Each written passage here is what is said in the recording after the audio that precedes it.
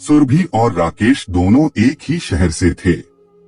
अपने शहर से दूर एक ही यूनिवर्सिटी में एक ही कोर्स के लिए आए थे। अपनी बोली, अपनी भाषा से दूर पराए शहर में अपने जैसा कोई मिल जाना ही सबसे बड़ा आकर्षण होता है। सुरभि और राकेश ने भी एक दूसरे के लिए वैसा ही आकर्षण महसूस किया था। एक बार साथ साथ प्रोजेक्ट की तैयारी करते हुए जब रात ज्यादा हो गई तो सुरभि राकेश के रूम में ही रुक गई। ये बाहर हो रही बारिश का नतीजा था या अंदर भीगे हुए दिलों की तमन्नाएं? उस रात दोनों मदहोशी में खजुराहो की कलाकृतियों में ढल गए थे। राकेश सोच रहा था कि सुरभि एक बार अपने पास बुला ले, मैं तो स्वर्ग सिधार जाऊंगा। अपने मन में यही लालसा से अभी तक सोया नहीं था। उधर सुरभि के मन में भी उछल पुछल हो रहा था। तो सुरभि बोली कि राकेश जागे हो क्या अभी? तो राकेश बोला कि हाँ, नींद नहीं आ रही है और डर भी लग रहा है अकेले सोने में। फिर हिचकाकार बोला कि तुम्हें डर तो नहीं न लग रहा है? बोलो तो हम एक ही बिस्तर पर सो जाएं। तो सुरभि कुछ देर के लिए चुप हो गई और बोली चलो ठीक है, आ जाओ, एक ही बिस्तर पर लेट जाते हैं। ये बात सुनकर राकेश खुश हो गया कि आज तो उसके साथ सोऊंगा। फिर सुरभि बोली कि राकेश, लेकिन हम दोनों के बीच में एक तकिया रखना होगा। तो राकेश बोला क्यों, मैं कुछ नहीं करूंगा। तो सुरभि बोली कहीं रात को कुछ ऊंच नीच हो जाए, कहीं मैं या तुम अपनी सीमाओं को पार कर दे तो। जिंदगी में सीमाओं की परिधियां एक बार लांघ ली जाएं तो वापस उनमें लौटा नहीं जा सकता। आगे की हदें पार न हो, ये ध्यान जरूर रखा जा सकता है। लेकिन जिस उम्र में वो दोनों थे उसमें ये सब कंट्रोल आसान होते हैं भला? परिधियां लगातार लांघी जाती रहीं और एक दिन वही अनचाही घटना हो गई। ये लड़की हमारे घर की बहू नहीं बन सकती। उस बड़े से ड्राइंग रूम में राकेश के पिता सुरेंद्र शर्मा ने अपनी आवाज की गूंज से इस रिश्ते पर अपनी अस्वीकृति की मुहर लगा दी थी। राकेश और सुरभि का प्रेम कली और भंवरे का प्रेम नहीं था, नदी और सागर का था, एक दूसरे से जुड़े हुए, एकनिष्ठ, समर्पित। दोनों मानो एक दूसरे के लिए ही बने थे। खड़ाक दरवाजा बंद करने और कमरा छोड़ने के अंदाज से ही राकेश की मां विभाजी और राकेश स्तंभित से एक दूसरे को देखते रह गए। दिलों का बंधन वर्ग और जाति धर्म नहीं देखता, लेकिन जब शादी की बात आती है तो यह एक अलग मुद्दा क्यों बन जाता है? मां, मैं और सुरभि एक दूसरे को बरसों से जानते हैं। अपनी जिंदगी में हम किसी तीसरे इंसान के विषय में कभी सोच भी नहीं सकते। राकेश ने मां से अपने दिल का हाल बताया।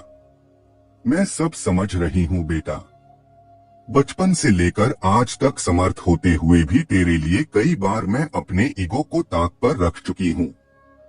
सही वैल्यूज के लिए तुम्हारे पापा से झगड़ा भी किया है। फिर आज जब तुम्हारी जिंदगी का अहम फैसला होने जा रहा है तो भला मैं चुप कैसे रह सकती हूँ? विभाजी की ने बेटे का दुख समझते हुए कहा। मां की बातों ने राकेश को आश्वस्त कर दिया था।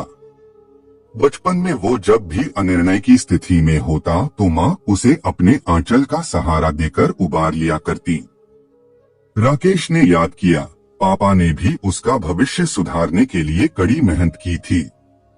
थकान से आंखें मूंदने लगती, फिर भी वो तब तक जागते रहते जब तक वो पढ़ता रहता था। पापा के अथक परिश्रम का ही परिणाम था कि वो स्कूल से लेकर कॉलेज तक हर क्लास में अव्वल रहा और अब सॉफ्टवेयर इंजीनियर बनकर करियर में आगे बढ़ रहा है। शुरू से ही खुद को सर्वश्रेष्ठ समझने और पूरे परिवार पर अपना वर्चस्व स्थापित करने की प्रवृत्ति ने राकेश को अपने पिता के साथ जुड़ने ही नहीं दिया। प्रोफेसर शर्मा जितने घमंडी थे उतने ही जिद्दी भी थे। अगले दिन जब वो सुरभि से मिला तो उसका चेहरा देखते ही वो राकेश की परेशानी भांप गई। हंसकर बोली, तुम्हारे पापा ने पूरी जिंदगी तुम्हारे लिए संघर्ष किया है और सपने भी देखे हैं।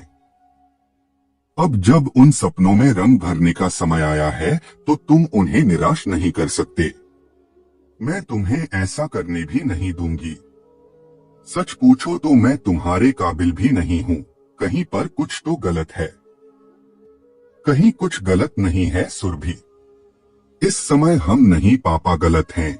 मैं उनके प्रति अपने कर्तव्यों से इनकार नहीं करता, नहीं मोह मोड़ना चाहता हूँ, लेकिन उनकी गलत बातों के साथ समझौता भी नहीं कर सकता।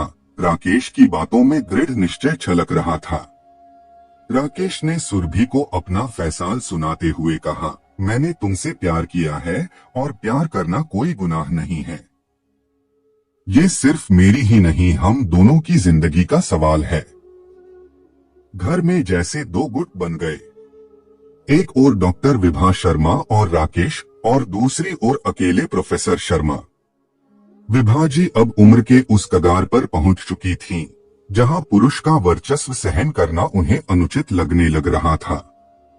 उन्होंने एक बार पति को समझाने की कोशिश की, शादी राकेश की है, जिंदगी उसे गुजारनी है, इस मामले में हमारा हस्तक्षेप उचित नहीं होगा। उसकी खुशी में ही हमारी खुशी है। हमारे हैंडसम, हाईली क्वालिफाइड बेटे के लिए ये लड़की किसी भी दृष्टि से लायक नहीं है, न सुंदरता न संपन्नता। एक साधारण सी नर्स, वो भी सरकारी अस्पताल में, इस लड़की को अपनी बहू बनाकर मैं समाज में अपनी बेइज्जती नहीं करवा सकता। सामान्य होना अपने आप में कोई दोष तो नहीं है। क्या विनम्रता, शालीनता, सरल सौम्य व्यवहार कोई मायने नहीं रखता? विभा जी ने सुरभि का पक्ष रखा, लेकिन प्रोफेसर शर्मा टस से मस नहीं हुए। कुछ दिन बीत गए। एक दिन प्रोफेसर शर्मा नींद से उठे तो उनका शरीर तेज बुखार से तप रहा था, गला खराब और सांस लेने में भी तकलीफ हो रही थी। राकेश ने तुरंत सुरभि को फोन मिला दिया। क्या करूं, कुछ समझ नहीं आ रहा है। मम्मा भी लंदन गई हुई हैं, नानी की तबीयत खराब है। घबराने की कोई बात नहीं है, हम सब तो हैं न राकेश। आजकल कोविड बहुत फैला हुआ है। जितनी जल्दी हो सके पापा का कोविड टेस्ट करवा लो। लैब रिपोर्ट ने प्रोफेसर शर्मा को कोविड पॉजिटिव घोषित कर दिया। पूरे घर में डर और असमंजस का माहौल फैल गया। उधर विभा जी परेशान थीं। वापस भी नहीं लौट पा रही थीं। फ्लाइट कैंसिल हो गई थी।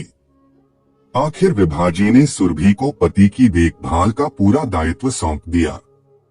लेकिन उसके लिए तो मुझे आपके घर जाना होगा। मेरा ही नहीं, तुम्हारा भी है वो घर। मगर पापा, अजब माहौल अजीब था।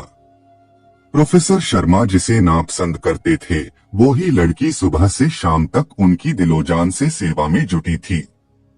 उसकी उनीदी आंखें और पेशानी पर छलक रहे पसीने को देखकर प्रोफेसर शर्मा का मन कई बार पसीज तो उठता था, लेकिन हर बार उनका अहम आड़े आ जाता था। 20 दिन बाद किसी तरह कनेक्टिंग फ्लाइट लेकर विभा जी वापस लौटीं तो प्रोफेसर शर्मा ने बाहें फैलाकर उनका स्वागत किया। फिर पत्नी से बोले, विभा, घर पहुंचने से पहले मंदिर होकर चलते हैं। जिस लड़की ने मुझे जीवन दान दिया है, उसके लिए ईश्वर से प्रार्थना करनी है मुझे। विभा, राकेश की पसंद लाजवाब है। उससे अधिक विनम्र, निष्ठावान और सहनशील लड़की मैंने आज तक नहीं देखी। तो मैं क्या समझूं? वो एवरेज गर्ल हमारी बहू बनने के लायक है? विभा जी ने शरारत से कहा, तो प्रोफेसर साहब के मुंह से भी बोसाख्ता निकल गया। प्लीज अब और शर्मिंदा मत करो मुझे। तो फिर बेटे के विवाह की रस्म अदायगी करेंगे न आप? विभा जी ने मुस्कुराकर सवाल किया। ये भी कोई पूछने की बात है?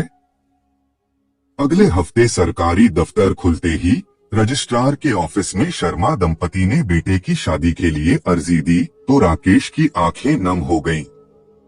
उस पल शब्दों से ज्यादा भावों की अभिव्यक्ति प्रबल हो उठी थी।